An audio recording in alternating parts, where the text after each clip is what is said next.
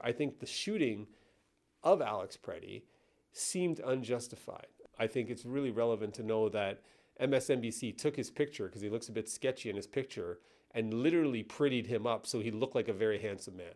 Now, why is the media taking the picture of somebody and editing it on their own accord to make the person who was killed look more likable? And he was portrayed as this, he was portrayed as an assassin by the right and as an angel by the left. The answer is in the nuance in the middle. He was an agitator who was interfering with ICE operations for numerous days. He assaulted an ICE car, and he's carrying around a sidearm with 2 magazines. Now, you can carry around a sidearm, but I can tell you one thing I know as a firearms owner. If I had a sidearm on me, I have to be incredibly careful around police. But I'm telling you, if you intimidate, instigate, and interfere with police operations with a sidearm on, you're putting yourself in a position of incredible danger. These weren't ICE agents, these were Customs and Border Patrol agents, which have lower levels of firearms training.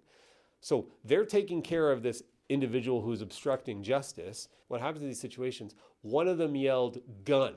What I think happened, and I've seen the tapes as much as anybody else, I think one of the officers had an accidental discharge, and it might have been the one who took the gun out of the situation and walked away, because the sidearm that Pretti had is notorious for accidental discharges, right? It's actually been banned in a bunch of units. And so this guy grabs a gun, doesn't grab it the right way, something happens. So somebody yells "gun," then there's an accidental discharge, you hear a gunshot, and now your person on the ground that you heard had a gun, some of the officers didn't see the guy take the gun away, they shoot.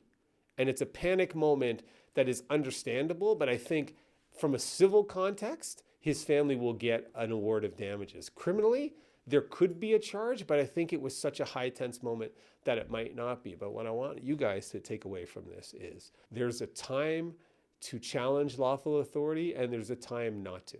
And the best protests are peaceful ones, right? Where you don't engage in destructive behavior. If you're rioting and looting, as some of the Black Lives Matter protests were doing, if you're actively throwing stuff at the police, if you're surrounding ICE agents' hotels and making noise all day long so they can't sleep, that is not protest. That is a movement that is being funded by somebody. I would want to know who's funding it, why it's being funded, why is there such a desire to keep undocumented or illegal aliens in the country? Is it because it's important to win an election when you don't have voter identification laws?